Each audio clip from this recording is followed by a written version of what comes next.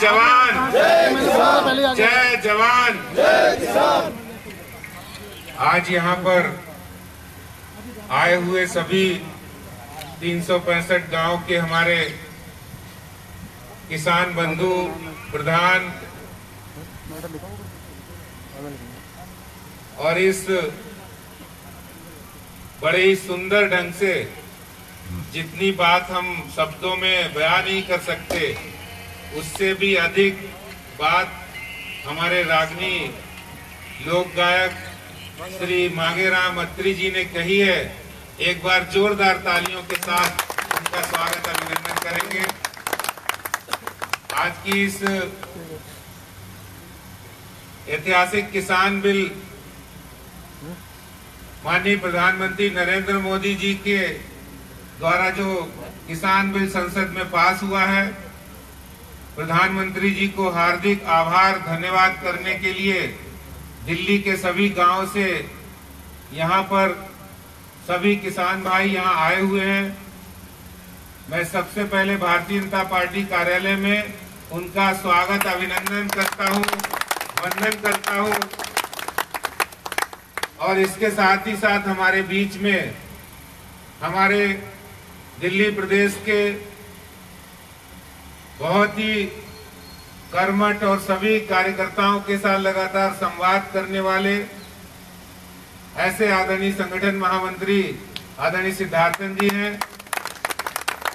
हमारे प्रदेश के कर्मठ महामंत्री कुलजीत सिंह चहल जी, जो इस पूरी किसान बिल को लेकर पूरे प्रदेश में जो कार्यक्रम किए जा रहे हैं उनके संयोजक हैं।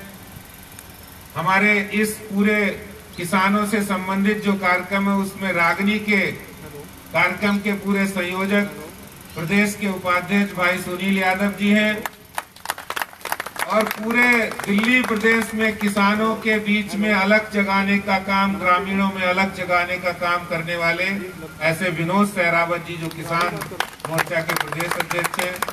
हमारे गोंडा से विधायक अजय महावर जी हैं, हमारे जिला अध्यक्ष जी आए हैं, मोहन गोयल जी, बहुत सारे पार्टी के पदाधिकारी हैं। मैं आप सबका को ये कहना चाहता हूं कि प्रधानमंत्री जी ने ऐतिहासिक फैसला लिया है और रागनी के माध्यम से उस प्रधानमंत्री जी का अभिनंदन भी मांगेराम जी ने किया है। भारत का किसान कि जो उन्होंने दर्द बयां किया कि वो सूखी रोटी पर प्याज और नमक मिर्च लगाकर खाता था। प्रधानमंत्री जी जब बने थे 2014 में, उन्होंने संकल्प लिया था कि हम देश के किसानों की आय को दुगना करने का काम करेंगे। ये उनका सपना था, संकल्प था और वो संकल्प उन्होंने जब संसद के अंदर ये ऐतिहासिक बिल पास हुए हैं, मैं समझता हूं भारत का किसान समृद्धशाली होगा, आगे बढ़ेगा और उसके साथ देश भी आगे बढ़ेगा। जब प्रधानमंत्री अटल बिहारी वाजपेयी जी थे, उन्होंने जिस समय किसान क्रेडिट कार्ड की योजना की घोषणा की थी, उस समय उससे पहले कांग्रेस के शासन था और कांग्रेस के शासन में किसानों के साथ जितना अत्याचार हुआ है आपने देखा होगा। महाराष्ट्र हो या बिहार हो, उत्तर प्रदेश हो, जितनी किसानों ने सुसाइड किया है कांग्रेस के जमाने में, ये बहुत बड़ा पाप जो कांग्रेस ने किया है। ये सारा का सारा जो किसानों ने जो सुसाइड किया है वो कांग्रेस के शासनकाल में सर्वाधिक होता था, क्योंकि वो लोग किसानों के साथ शोषण करते थे। किसान जब फसल में, जब खेत में बीज डालने के लिए पैसे की जरूरत होती थी तो वो सेठ, साहूकार और आड़ती के पास जाता था, उनके दोहन और शोषण का शिकार होता था। प्रधानमंत्री अटल जी ने सोचा था, उस समय किसान क्रेडिट कार्ड की व्यवस्था की और सरकार की तरफ से वो बैंकों के माध्यम से व्यवस्था हुई। इसी तरह से प्रधानमंत्री फसल बीमा योजना भी लागू हुई और उस फसल बीमा योजना को लागू करते हुए प्रधानमंत्री नरेंद्र मोदी जी ने उसको आगे जारी रखा है और एक बहुत अच्छा काम किया इस योजना के अंतर्गत कि 1.5 गुना जो लागत होगी उसका 1.5 गुना पैसा इस प्रधानमंत्री फसल बीमा योजना में मिलेगा, जो आज तक किसी सरकार ने किसान के साथ नहीं किया है। क्योंकि किसान की जब फसल प्राकृतिक आपदा में या फिर ओलावृष्टि में जब खत्म हो जाती है तो किसान के पास सिर्फ हाथ सर में लगाने के सिवा कोई रास्ता नहीं था, कोई चारा नहीं था। ये काम प्रधानमंत्री जी ने किया। बीज खेत में बोने से लेकर सॉइल कार्ड बनाने से लेकर फसल को अच्छे दामों में बेचने का काम जो कांग्रेस ने स्वामीनाथन आयोग बनाया था और उसमें ये कहा गया था कि किसानों की फसल का जो दाम है वो अधिक से अधिक मिलना चाहिए, उसकी एमएसपी अच्छे होने चाहिए, उनको शोषण नहीं होना चाहिए। कृषि मंडियों में जो 8% टैक्स लिया जाता है, आज जो पंजाब में आप देख रहे हैं ना, वो किसानों की कोई चिंता नहीं है। वो किसानों के बारे में नहीं कह रहे हैं, वो चिंतित हो रहे हैं जो बिचौलिए हैं और जो पंजाब में कांग्रेस के लोग हैं, जो किसानों का पैसा खाते हैं। हजारों करोड़ रुपया किसानों का पैसा उनकी जेब में जाता है आड़तियों के, और उनके जो कृषि मंडी के जो व्यवस्थापक हैं वो पंजाब में कांग्रेस के नेता हैं।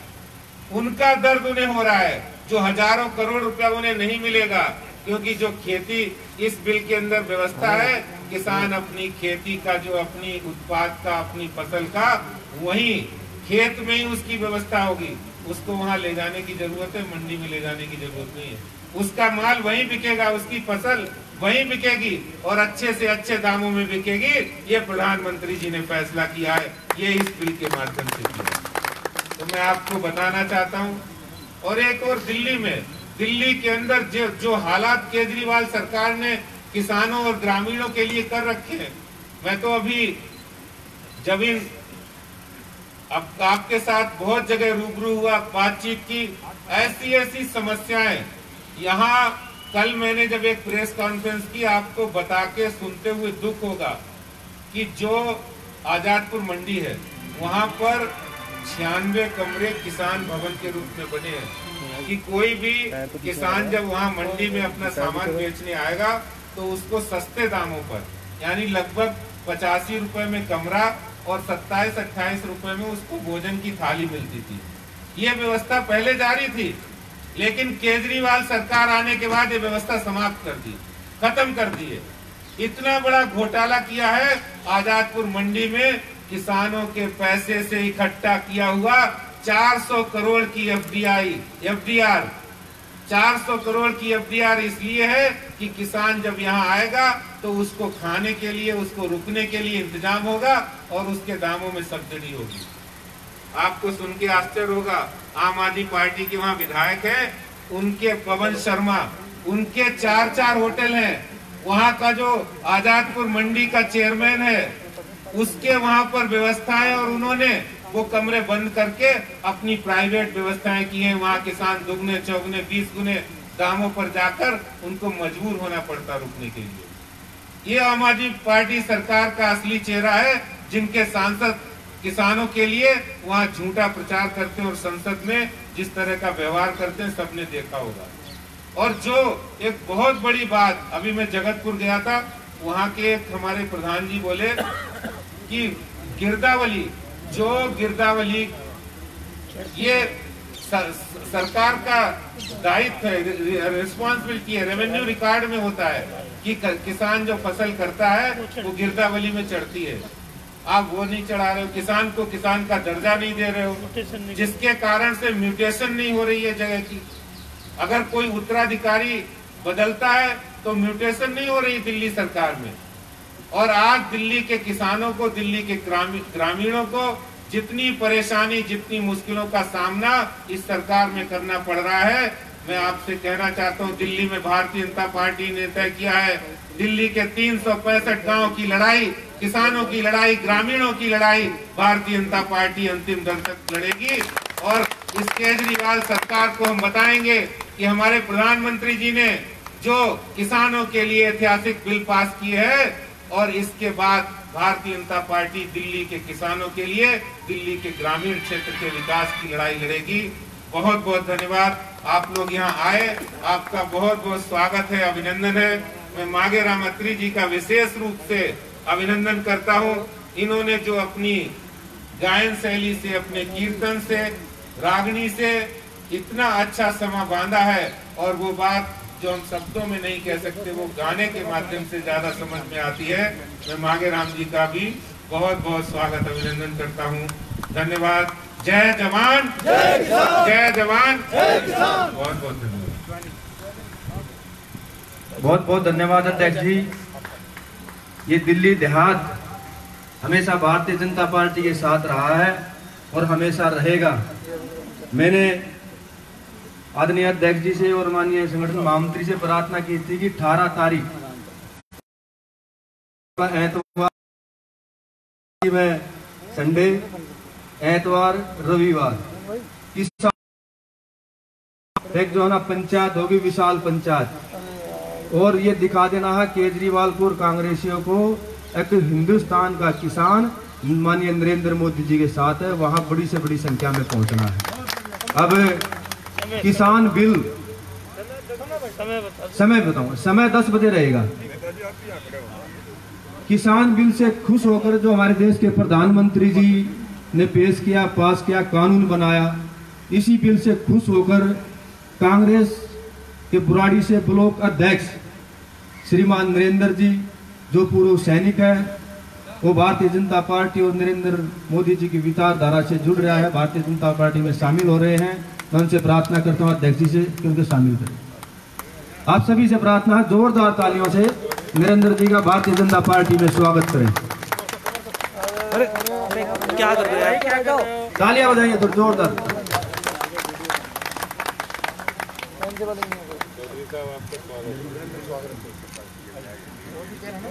एक मैं प्रार्थना करूंगा, हमारे बीच में हमारे दक्षिण दिल्ली के जिला अध्यक्ष आदरणीय रोहदास जी भी हैं, वो आगे आ जाएं।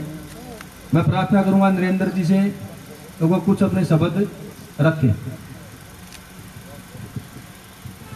सभी भाइयों को, अध्यक्ष साहब, बाहर से आए किसान, सबको मेरा राम राम, बहनों को भी राम राम। मैं मोदी जी के उसमें पहले से ही जब गुजरात के मुख्यमंत्री थे तब से मैं इनका जो है वो था। इनके उसमें जो इन्होंने काम किए हैं, सेना का जो मनोबल ऊंचा किया है, एक ऐसा प्रधानमंत्री आया है जो आज तक कभी हिंदुस्तान में पैदा भी नहीं होगा साथ आने वाले समय में, जिसने सेना का मनोबल ऊंचा किया है और जिसके पास निर्णय लेने की शक्ति होती है उसके पीछे दुनिया चक्कर काटती है। दुनिया, जो आदमी जिसके पास निर्णय लेने की शक्ति होती है उसके पास दुनिया चक्कर काटती है। मोदी जी के दुनिया पीछे चक्कर काट रही है। अभी देख लो, आपको सबको पता है क्या किया उन्होंने। ऐसा काम किया जो हिंदुस्तान में कोई व्यक्ति, प्रधानमंत्री कभी कर नहीं सकता था। धारा 370 को कोई नहीं तोड़ सकता था इस देश में। तलाक बिल, किसानों का बिल और वो एक पेंशन उन्होंने पास किया। 70 साल में कांग्रेस ने कुछ नहीं किया। मैं उनके काम को देखकर उनसे, उनकी भारतीय जनता पार्टी के उसमें शामिल हुआ। धन्यवाद। जय हिंद, जय भारत, जय जवान, जय किसान। आप लोगों का बहुत बहुत धन्यवाद। कार्यक्रम के